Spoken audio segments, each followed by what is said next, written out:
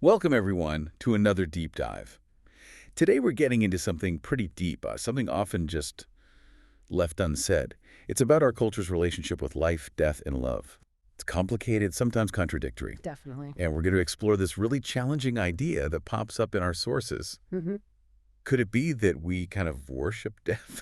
It's a provocative thought, for sure. So our mission today is to unpack these materials we've gathered. We want to pull out the key insights, look at how we perceive death, why it seems to create so much fear, you know, and crucially, how embracing love might completely change that perception. Right.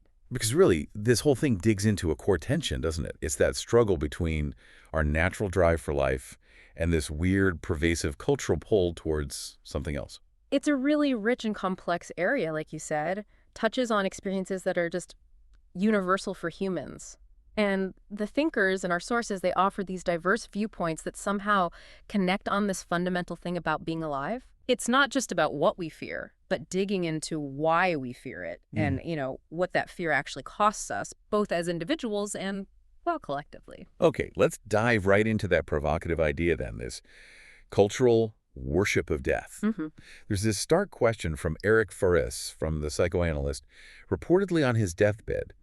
He asked why humans seem to prefer necrophilia to biophilia. The love of death over the love of life. Heavy stuff. Exactly.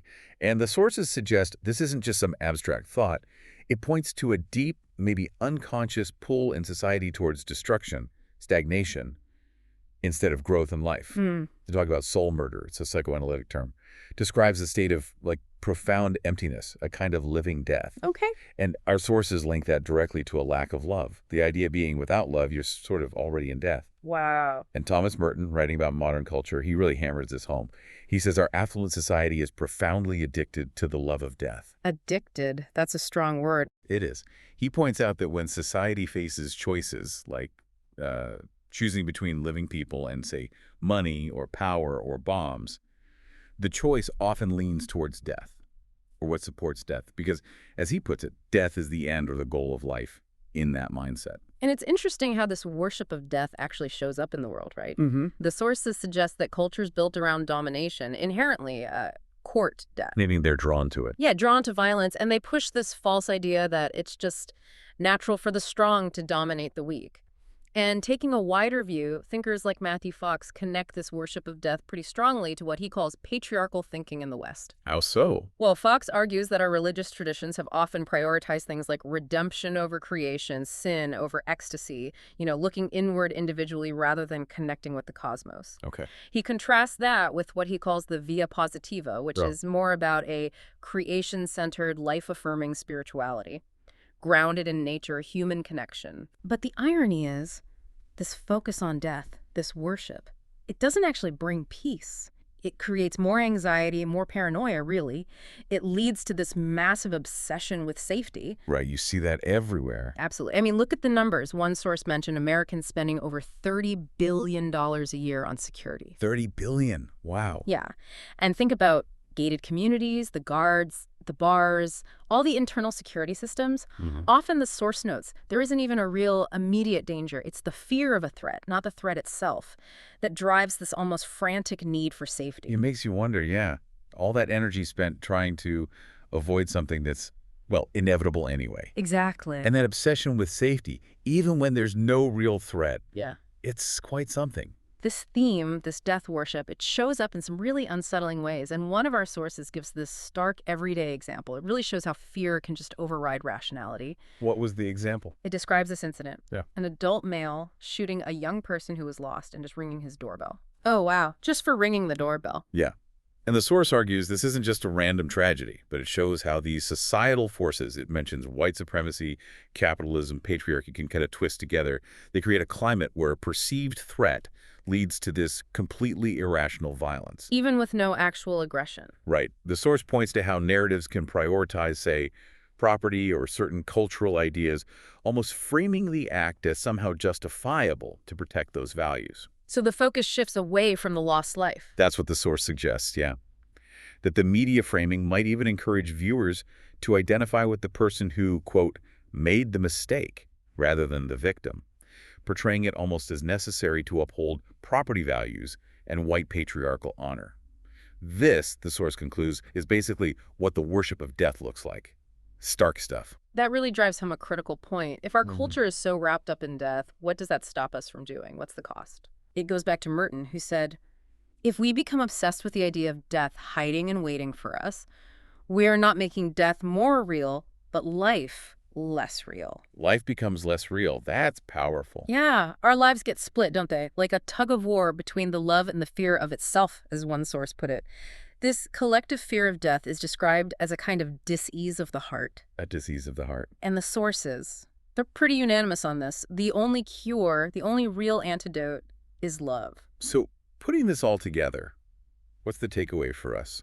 Does it mean that, for many people, we only really wake up to love and life when we're right up against losing it? It often seems that way, doesn't it? The author of one source actually says that directly.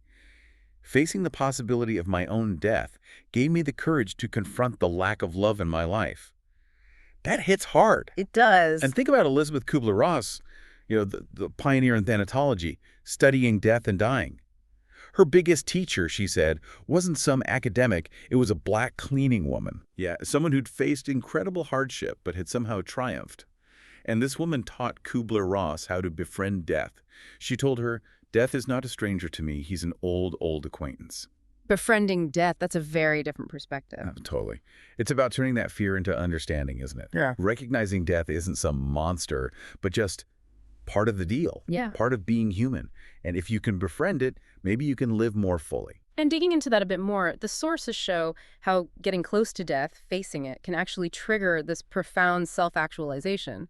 Marie de Hennezel describes it beautifully. She says, in that moment of ultimate solitude, the dying seize hold of their lives, take possession of them, unlock their truth. Unlock their truth. Wow. And she calls that deathbed recognition of love's power, a moment of ecstasy. The moment of ecstasy, that's incredibly hopeful, but it also feels a bit like a cruel joke. If that clarity, that love is possible right at the end, what stops us from grabbing onto it during our lives? Do the sources explain why we seem so blind to it? They do, yeah.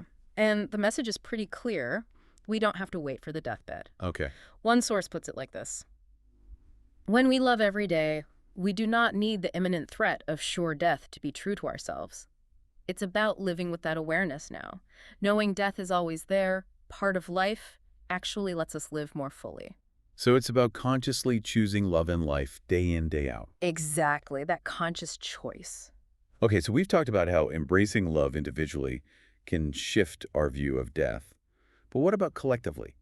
How does this play out in culture? Our sources suggest this denial of death really messes with how we handle grief, too. It creates another big disconnect. Grief. Yeah, that's a huge part of it. We just have so many taboos around even talking about death, right? Which makes it almost impossible to face grief head on. Society seems to push us to grieve privately.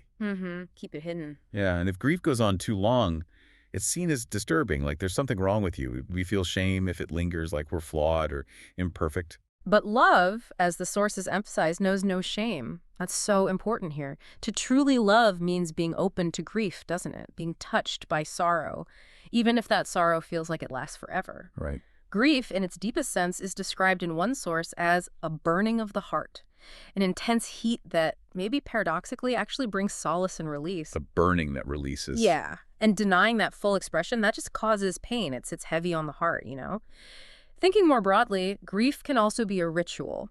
A ritual of mourning, sure, but also celebration. Celebration, how so? By allowing us to intensify our love for the dead and dying, we share stories, intimate knowledge of who they were, we honor their legacies.